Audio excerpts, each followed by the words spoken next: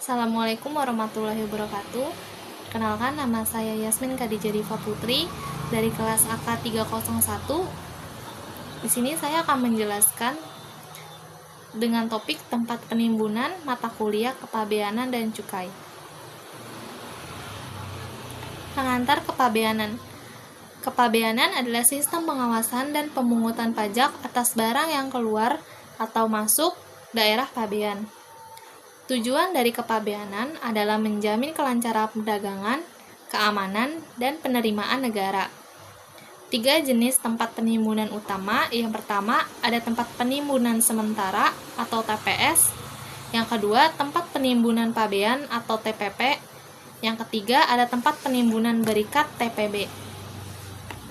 Tempat penimbunan sementara atau TPS. Lokasi kawasan pabean adalah pelabuhan, bandara, dan lain-lain. Menyimpan barang impor atau ekspor yang menunggu proses pengeluaran atau pemuatan. Lalu ada bentuk dari penimbunan sementara ada lapangan, gudang, tangki penimbunan. Batas waktunya adalah maksimal 30 hari. Penetapan dan tanggung jawab TPS.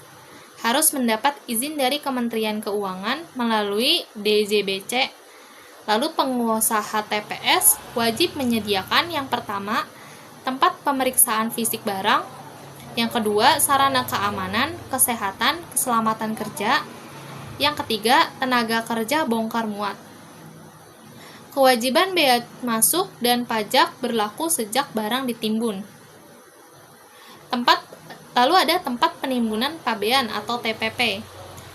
Tempat penimbunan di bawah pengawasan penuh dari bea cukai.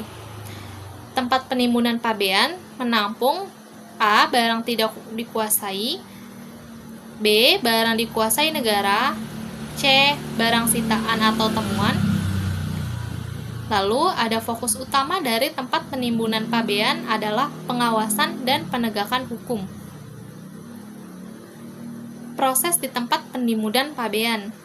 Pertama, pemasukan barang ke TPP, hasil penindakan atau belum diurus. Lalu pengawasan oleh petugas bea cukai. Penyelesaian statusnya reekspor, impor untuk dipakai, penyerahan ke negara, lelang atau pemusnahan. Tempat penimbunan berikat atau TPB. Kawasan dengan fasilitas penangguhan bea masuk dan pajak impor. Tujuan dari tempat penimbunan berikat adalah mendukung industri perdagangan dan ekspor. Jenis dari tempat penimbunan berikat adalah gudang berikat, kawasan berikat, pusat logistik berikat, toko bebas bea, dan tempat lelang atau pameran atau daur ulang berikat. Tujuan dan manfaat tempat penimbunan berikat ada menangguhkan pembayaran bea masuk, meningkatkan daya saing industri nasional, mendorong ekspor dan investasi, menyederhanakan proses bisnis, dan membantu arus kas perusahaan. Studi kasus dari PT Panasonic Manufacturing Indonesia.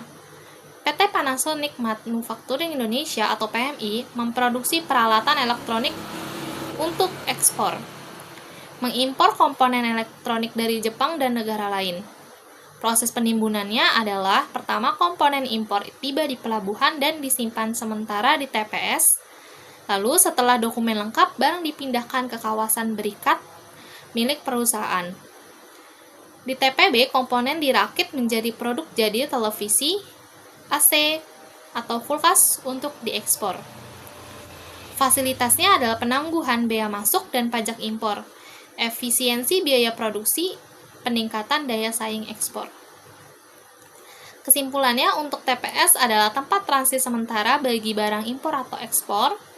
Barang ditimbun maksimal 30 hari sambil menunggu kelengkapan dokumen, lalu pengawasan oleh bea cukai dan pengelola TPS.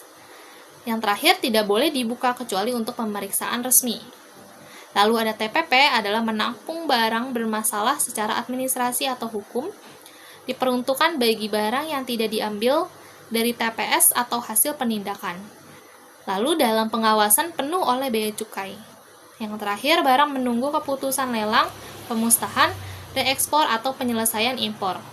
Ada TPB adalah kawasan industri berfasilitas penangguhan bea masuk dan pembebasan pajak impor, lalu digunakan untuk menimbun, mengolah, atau merakit barang untuk ekspor. Lalu dalam pengawasan bea cukai namun bersifat lebih fleksibel.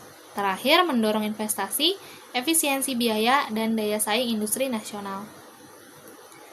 Demikian untuk penjelasan saya mengenai penimbunan barang dari mata kuliah kepabean dan cukai. Kurang lebihnya mohon maaf. Wassalamualaikum warahmatullahi wabarakatuh. Terima kasih.